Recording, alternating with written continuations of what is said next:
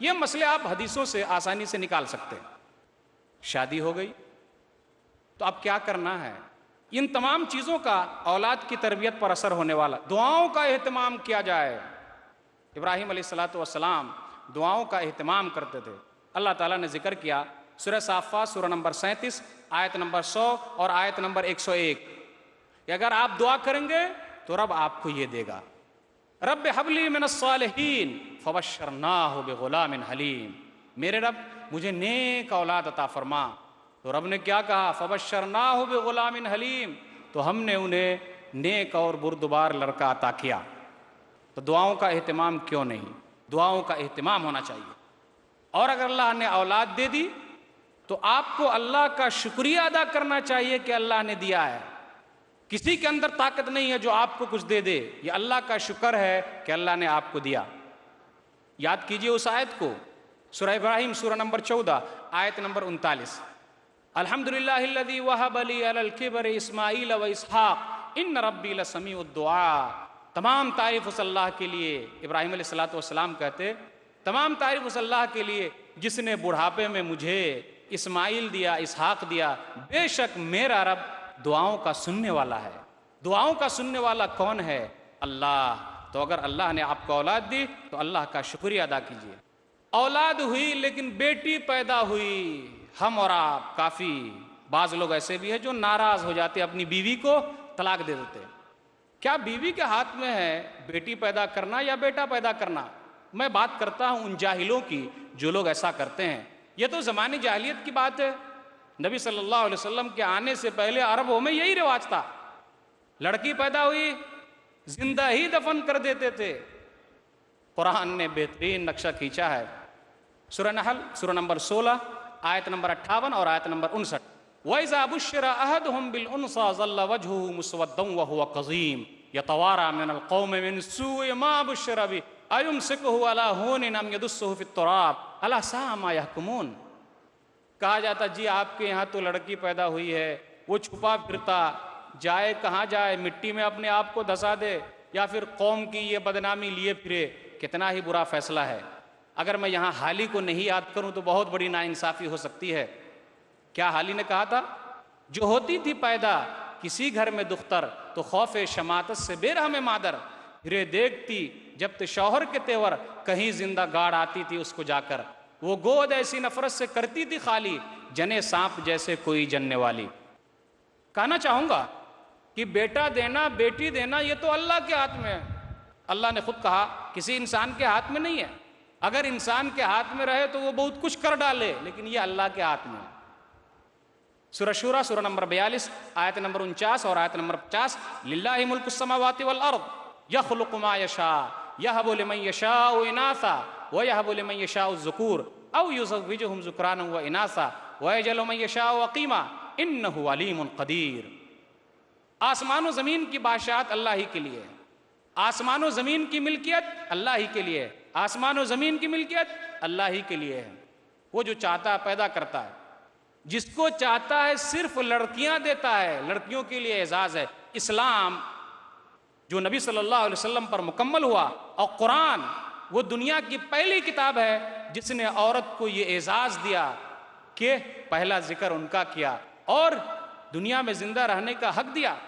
جس کو چاہتا ہے لڑکیاں دیتا ہے، جس کو چاہتا ہے صرف لڑکے دیتا ہے، اور جس کو چاہتا ہے دونوں دیتا ہے، اور جس کو چاہتا ہے بانجھ بنا دیتا ہے۔ اللہ کا شکر ادا کیجئے کہ اللہ نے بانجھ نہیں بنایا۔ اگر اللہ نے بانجھ بھی بنایا تو یہ رب کی تقدیر پر راضی رہنا ہے، حرج کی کوئی بات نہیں، کیونکہ رب کا فیصلہ یہی ہے۔ تو لڑکی کی پیدائش پر ناگواری کا اظہار نہ کیا جائے۔ نبی صلی اللہ علیہ وسلم تو اتنی بڑی فضیلت بیان کرتے کہ اس سے بڑا خوش نصیب آدمی کون ہو سکتا ہے جو قیامت کے دن نبی صلی اللہ علیہ وسلم کے ساتھ اس طریقے سے رہے گا۔ صحیح مسلم کتاب البر والصلہ کتاب نمبر 45 باب نمبر 46 حدیث نمبر 2631۔ بس 2 لڑکی کی آپ کو پرورش کرنی ہے۔ من آل جاریتین حتی تبلغ جاء یوم القیامہ انا وہوا وضم اصابعہ۔ جس نے 2 لڑکی کی تربیت کی، اچھے طریقے سے کی، قیامت کے دن وہ آئے گا، میں اور وہ اس طریقے سے ہوں گے۔ یہ کتنی بڑی خوش نصیبی ہے، کتنا بڑا اعزاز ہے جن کے پاس لڑکیاں ہیں۔ لڑکے والوں کے لیے میرے علم کے حساب سے کوئی حدیث مجھے نہیں ملی کہ جن کے بارے میں نبی صلی اللہ علیہ وسلم نے ایسا کچھ کہا ہو۔ اولاد کی پیدائش کے بعد ضروری ہے اس کے اچھے نام رکھے جائیں۔ عبداللہ اور عبد الرحمن نام اللہ کے نزدیک محبوب ہے۔ ہمارے درمیان یہ بات پائی جا رہی ہے کہ جی ہمیں یونیک نام رکھنا ہے، ہٹ کے نام رکھنا ہے۔ آج کل ہٹ کر نام رکھنے کا رواج کافی پایا جا رہا ہے۔ ہٹ کر کا مطلب آپ لوگ سمجھ ہی گئے ہوں گے، اتنا ہٹ کر رکھتے کہ وہ لفظ معنی ہی سے ہٹ جاتا ہے، اس کا کچھ معنی ہی سمجھ میں نہیں آتا، اتنا ہٹا دیتے ہیں۔ تو یہ ہماری اور آپ کی بد نصیبی ہے۔ اچھے نام رکھے جائیں کیونکہ قیامت کے دن ان ناموں سے پکارا جائے گا۔ عقیقہ کیا جائے، یہ تمام کام اس لیے کیا جا رہا ہے کہ آگے چل کر بچے کی صحیح تربیت میں یہ تمام چیزیں مددگار ہوں گی۔ عقیقہ کیا جائے، نبی صلی اللہ علیہ وسلم نے ارشاد فرمایا، سنن ابی داؤد کتاب الضحایا کتاب نمبر 16 باب نمبر 20 باب فی العقیقہ حدیث نمبر 2838، کل غلام رہینۃ بعقیقتہ تذبح عنہ یوم سابعہ ویحلق ویسمى، کہ ہر بچہ گروی رکھا ہوا ہے، یعنی کہیں رکھا ہوا آپ کو چھوڑا کے لانا ہے۔ کیسے آپ لا سکتے؟ 7ویں دن ذبح کیا جائے، اس کے بال کو صاف کیا جائے اور اس کا نام رکھا جائے۔ قرآن دنیا کی پہلی کتاب ہے جس نے بچے کو حق دیا ہے۔ وہ کیا حق ہے؟ ماؤں کے لیے ضروری ہے کہ وہ اپنے بچوں کو دودھ پلائے 2 سال تک۔ اللہ تعالیٰ نے ارشاد فرمایا سورہ بقرہ سورہ نمبر 2 آیت نمبر 233، والوالدات یرضعن اولادہن حولین کاملین لمن اراد ان یتم الرضاعہ، ماؤں کے لیے ہے کہ وہ اپنے بچوں کو 2 سال تک دودھ پلائیں۔ قرآن کے علاوہ کسی اور کتاب میں بچے کا یہ حق آپ کو نہیں مل سکتا۔ تو یہ قرآن کریم کا اعزاز ہے کہ اس کے یہاں بچوں کے لیے بھی حق ہے۔ اب آئیے یہاں سے یہ تمام کام اگر آپ کر لیتے ہیں تو کیا ہوگا؟ اب آگے بہت ساری چیز ہو سکتی ہے کہ اللہ تعالیٰ اس میں آپ کی مدد کرے گا۔ ذرا میں عقیقے کے بارے میں کچھ اور کہنا چاہوں گا کہ ہمارے درمیان دوسرے کاموں کے لیے تو کافی وقت ہے، مال بھی زیادہ ہے، شادی بیاہ میں غلط چیز میں خرچ کرنا ہو خرچ کر دیتے، لیکن جہاں عقیقے کا مسئلہ آتا، سنت پر عمل کرنے کا مسئلہ آتا تو مسئلہ پوچھنے کے لیے آتے کہ مولوی صاحب اگر لڑکے کی طرف سے 2 نہیں کر سکے تو 1 بھی چلے گا کیا؟ ارے وہ شادی میں فضول خرچ کرنے کے لیے تیار ہوا تو مولوی سے پوچھنے کے لیے نہیں آیا، لیکن عقیقے میں 2 کو 1 کرا رہا ہے، 1 کی بھی گنجائش ہے اور لڑکی کی طرف سے 1 کرنا ہے، چھوٹے جانور کا ثبوت ہے۔ تو ایسا کیوں ہم سنت کی طرف دھیان نہیں دیتے؟ اگر آپ یہ تمام کام کرتے ہیں تو آگے چل کر اللہ تعالیٰ آپ کے بچے میں نیک کام کرنے کا جذبہ پیدا کر سکتا ہے۔ اب آئیے یہاں سے میں تربیت کے چند گوشے کی طرف آپ کو لے جانا چاہوں گا کہ ہمیں کس طریقے سے تربیت کرنی چاہیے۔ ضروری نہیں کہ ہر چیز ترتیب کے ساتھ ہو۔ تربیت کی بہت ساری قسمیں ہیں، علمی تربیت، جسمانی تربیت، صحتی تربیت، لیکن میں چاہتا ہوں کہ آپ کے سامنے اگر وقت ملے تو 4 تربیت کی اقسام ذکر کروں، اور اس میں بھی ترتیب ضروری نہیں ہے کہ یہی ہونا چاہیے، ارے جب جس کی ضرورت پڑے وہ کرنا ہے۔ آئیے پہلے میں آپ کے سامنے رکھنا چاہ رہا ہوں ایمانی تربیت۔ اولاد کی ایمانی تربیت کیا ہے؟ ہم اور آپ سوچ رہے ہوں گے کہ جی بچہ تو ابھی چھوٹا ہے، اس کو ایمان کے بارے میں کیا بتائیں، اسلام کے بارے میں کیا بتائیں؟ آپ بتا سکتے، جب بچہ آپ کا بولنے لگے تو آپ کے لیے ضروری ہے کہ اسے کلمہ سکھائیں۔ کافی افسوس کا مقام ہے اور یہ ہماری سب سے بڑی بدنصیبی ہے کہ بہت سارے لوگ بہت ساری جگہوں پر ایسے بھی ہیں جنہیں کلمہ ہی نہیں معلوم، لا الہ الا اللہ محمد رسول اللہ ہی نہیں معلوم ہے، اس کا معنی ہی نہیں معلوم ہے۔ ہمارے بچے نے ٹی وی دیکھ دیکھ کر گانے یاد کر لیے لیکن اسے کلمہ یاد نہیں رہا۔ اور کافی ہم فخر کے ساتھ بھی کہتے ہیں میرا بیٹا دیکھیے کتنا بہترین ایکٹنگ کر رہا ہے، بہترین گانے سنا رہا ہے، لیکن کلمہ یاد نہیں۔ القرآن دستور القرآن دستورنا۔ بچہ کے اندر سمجھداری آ جائے تو آپ کے لیے ضروری ہے کہ آپ اس کے اندر عقیدہ توحید کو بیٹھائیں۔ میں نے چند آیتوں کی تلاوت کی تھی وہ تمام کی تمام آیتیں ہمارے لیے ماں باپ کے لیے بہترین اصول ہیں کہ اگر ماں باپ ان آیتوں پر جو 7 آیتیں ہیں، آیت نمبر 13 سے آیت نمبر 19 تک غور کریں، بار بار پڑھیں، تو اپنے بچے کی صحیح تربیت کر سکتے ہیں۔ عقیدہ توحید بیٹھایا جائے۔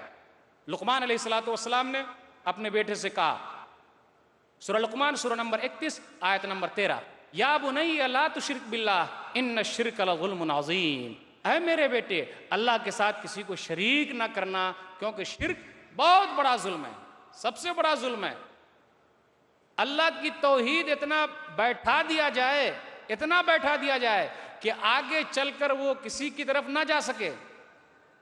سورہ لقمان سورہ نمبر 31 آیت نمبر 16، یا بنی انہا ان تک مثقال حبۃ من خردل فتکن فی صخرۃ او فی السماوات او فی الارض یات بہ اللہ ان اللہ لطیف خبیر، اے میرے بیٹے ذرہ برابر نیکی اگر وہ چٹان میں ہے، آسمانوں میں ہے، زمین میں ہے، رب اس کو لانے والا ہے۔ رب باریک بین اور ہر چیز کی خبر رکھنے والا ہے۔ عقیدہ توحید بیٹھائیے، دل میں بیٹھائیے، کوشش کیجئے، یہی سب سے اہم تحفہ ہے۔ کیوں؟ اگر شرک پر موت ہو گئی تو اللہ کبھی معاف نہیں کرے گا۔ اللہ نے کہا سورہ نساء سورہ نمبر 4 آیت نمبر 48 اور آیت نمبر 116، ان اللہ لا یغفر ان یشرک بہ ویغفر ما دون ذلک لمن یشاء، کہ اللہ تعالیٰ شرک کو معاف نہیں کرتا، شرک کے علاوہ تمام چیزوں کو اگر وہ چاہے تو معاف کر دے۔ عقیدہ توحید کیسے بیٹھائیں گے؟ اپنے بچے کے دل میں یہ بیٹھائیے کہ تمام لوگوں کی فریاد سننے والا صرف اور صرف اللہ ہے، دوسرا فریاد نہیں سن سکتا۔ میں نہیں کہتا، میں کون ہوتا ہوں کہنے والا، کہا رب نے۔ سورہ نمل سورہ نمبر 27 آیت نمبر 62، امن یجیب المضطر اذا دعا ویکشف السوء ویجعلکم خلفاء الارض االہ مع اللہ قلیلا ما تذکرون، بھلا یہ بتاؤ کون ہے جو پریشان حال کی پریشانی کو دور کرتا ہے؟ کون ہے جو تکلیف کو ختم کر دیتا ہے؟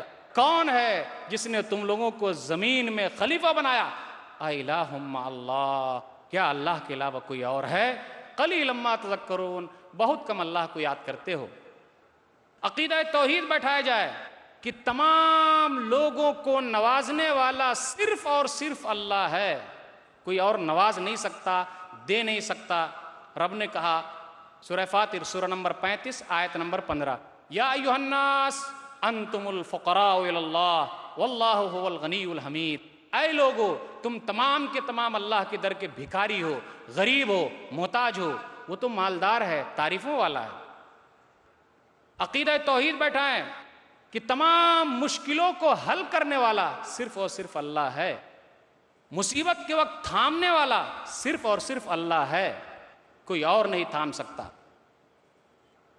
سورہ یونس سورہ نمبر 10 آیت نمبر 12، سورہ نام سورہ نمبر 6 آیت نمبر 17۔ ہم کہیں بیٹھائیں شروع سے دلوں میں کہ داتا دینے والا صرف اور صرف اللہ ہے، ہم بیٹھائیں دل میں کہ خزانے کا مالک صرف اور صرف اللہ ہے، آسمان و زمین کے خزانے صرف اللہ کے لیے خاص ہیں، کسی اور کے پاس نہیں ہے۔ اللہ نے کہا سورہ منافقون سورہ نمبر 63 آیت نمبر 7، وَلِلَّهِ خَزَائِنُ السَّمَاوَاتِ وَالْأَرْضِ وَلَكِنَّ الْمُنَافِقِينَ لَا يَعْلَمُونَ، آسمان و زمین کے خزانے اللہ ہی کے لیے ہیں، لیکن یہ منافق لوگ جانتے ہی نہیں۔ نبی صلی اللہ علیہ وسلم نے بھی کہا کہ جی میں خزانے کا مالک نہیں ہوں، سورہ نام سورہ نمبر 6 آیت نمبر 50، قُلْ لَا أَقُولُ لَكُمْ عِنْدِي خَزَائِنُ اللَّهِ، جی میں یہ نہیں کہہ سکتا کہ میرے پاس خزانے ہیں اللہ کے، میں غیب نہیں جانتا ہوں، میں فرشتہ بھی نہیں ہوں۔ ان اتبع الا ما یوحی الی، میرے اوپر جو وحی کی جاتی ہے وہ میں آپ لوگوں کو بتلا رہا ہوں، میرے پاس کچھ ہے وہ نہیں۔ عقیدہ توحید مانگنا ہے تو صرف رب سے مانگ، مدد مانگنا ہو اللہ سے مانگ۔ نبی صلی اللہ علیہ وسلم نے سکھلایا کنہیں؟ عبداللہ بن عباس رضی اللہ تعالیٰ عنہ کو بچپن سے سکھایا۔ ہمارا آپ کہتے ہیں نا جی بڑا ہوگا تو سیکھ لے گا، نہیں، بچپن سے سکھائیے۔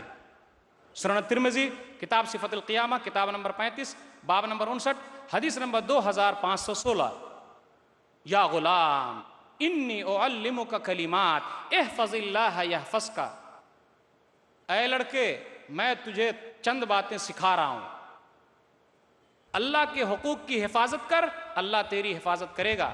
احفظ اللہ تجدہ تجاہک، تو اللہ کو یاد کر، اللہ کو اپنے سامنے پائے گا۔ اذا سألت فاسأل اللہ، جب بھی مانگ تو اللہ سے مانگ۔ وَإِذَا اسْتَعَنْتَ فَاسْتَعِنْ بِاللَّهِ، اور جب بھی مدد مانگنا ہو تو اللہ ہی سے مانگ۔ إِيَّاكَ نَعْبُدُ وَإِيَّاكَ نَسْتَعِينُ، ہم تیری ہی عبادت کرتے ہیں اور تجھ سے ہی مدد مانگتے ہیں۔ میں یہاں آپ کے سامنے ایک ترجمہ اور پڑھوں گا، اگر وہ صحیح ہوگا تو مان لیجئے گا، اگر وہ غلط ہوگا تو نہیں مانیے گا۔ دیکھیے اس کا ترجمہ ایسا بھی لوگ کرتے، لیکن جو صحیح ہوگا وہی صحیح ہو سکتا ہے۔ میں کرتا ہوں آپ کے سامنے ترجمہ، کیا وہ صحیح ہے؟ ایاک نعبد و ایاک نستعین، ہم تیری بھی عبادت کرتے ہیں اور تجھ سے بھی مدد مانگتے ہیں۔ ترجمہ صحیح نہیں لگ رہا ہے، پھر کرتا ہوں، ہم تیری ہی عبادت کرتے ہیں اور تجھ سے ہی مدد مانگتے ہیں۔ یہ ترجمہ صحیح لگ رہا ہے۔ اب غور کیجئے، ایک انسان، مثال کے طور پر بیان کرنا چاہوں گا، یہ حضرت انسان حقیر پانی سے پیدا ہوا ہے، گھٹیا پانی سے پیدا ہوا، لیکن فخر کتنا کرتا ہے، اپنی شان میں بھی کسی کو شریک نہیں کرنا چاہتا۔ اللہ جو آسمان و زمین کا مالک ہے یہ پسند کر سکتا کہ کوئی ترجمہ کرے ہم آپ کی بھی عبادت کرتے اور تجھ سے بھی مدد مانگتے؟ صحیح نہیں ہے۔ بچے کو سمجھایا جائے، وَعْلَمْ أَنَّ الْأُمَّةَ لَوِ اجْتَمَعَتْ عَلَىٰ أَن يَنفَعُوكَ بِشَيْءٍ لَمْ يَنفَعُوكَ إِلَّا بِشَيْءٍ قَدْ كَتَبَهُ اللَّهُ لَكَ۔ تمام لوگ اکٹھا ہو جائیں، فائدہ پہنچانا چاہیں نہیں پہنچا سکتے مگر اتنا ہی فائدہ جتنا کہ رب نے لکھا ہے، نقصان پہنچانا چاہیں نہیں پہنچا سکتے مگر اتنا ہی جتنا کہ رب نے لکھا ہے۔ اگر یہ آپ دل کے اندر بیٹھاتے ہیں تو بہت فائدہ ہوگا۔ یہ چند باتیں تھیں ایمانی تربیت کے تعلق سے۔ اب میں عبادتی تربیت کے تعلق سے چند باتیں آپ کے سامنے رکھنا چاہتا ہوں۔ عبادت میں پہلا مرحلہ ہے نماز کا۔ نبی صلی اللہ علیہ وسلم نے کہا، سنن نبی داؤد کتاب الصلاۃ کتاب نمبر 2 باب نمبر 26، متی یؤمر الغلام بالصلاۃ حدیث نمبر 495۔ عمرو بن شعیب نبی عن جدہ بیان کرتے ہیں کہ نبی صلی اللہ علیہ وسلم نے ارشاد فرمایا، مروا اولادکم بالصلاۃ، تم اپنی اولاد کو نماز کا حکم دو جب وہ 7 سال کے ہو جائیں۔ اب یہاں بھی میں 2 ترجمہ کرتا ہوں کیونکہ میں نے مسجدوں کے حالات دیکھی ہے۔ جب میں مسجدوں کی طرف دیکھتا ہوں تو مجھے دماغ میں یہ آتا ہے کہ شاید کہ لوگوں کے حساب سے یہ ترجمہ صحیح ہوگا۔ وہ کیا؟ اپنے بچوں کو نماز کا حکم دو جب وہ 60 سال کے ہو جائیں، 60 والا۔ اپنے بچوں کو نماز کا حکم دو جب وہ 7 سال کے ہو جائیں، اپنے بچوں کو نماز کا حکم دو جب وہ 60 سال کے ہو جائیں۔ کیوں؟ اس لیے کہ ان بزرگوں کے دم سے مسجد قائم ہے، ورنہ مسجدوں میں تالے لگ جائیں۔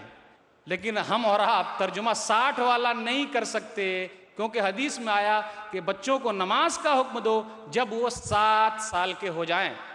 کتنے ماں باپ ہیں جو اپنے بچوں کو 7 سال کی عمر میں نماز کا حکم دیتے؟ یہ شکایت کیوں کرتے ہیں کہ ہماری اولاد خراب ہو گئی؟ کیا ہم اور آپ 7 سال کی عمر میں بچوں کو نماز کا حکم دے رہے ہیں؟ جواب ہے نہیں۔ بہت کم لوگ ہوں گے جو دے رہے ہوں گے۔ خود ہی نماز نہیں پڑھتے تو بچے کو کیا حکم دیں گے نماز پڑھنے کا؟ نماز پڑھنے کا حکم دیا کس نے حکم دیا؟ لقمان علیہ السلام نے۔ سورہ لقمان سورہ نمبر 31 آیت نمبر 17، یا بنی اقم الصلاۃ، بیٹے نماز پڑھتے رہنا۔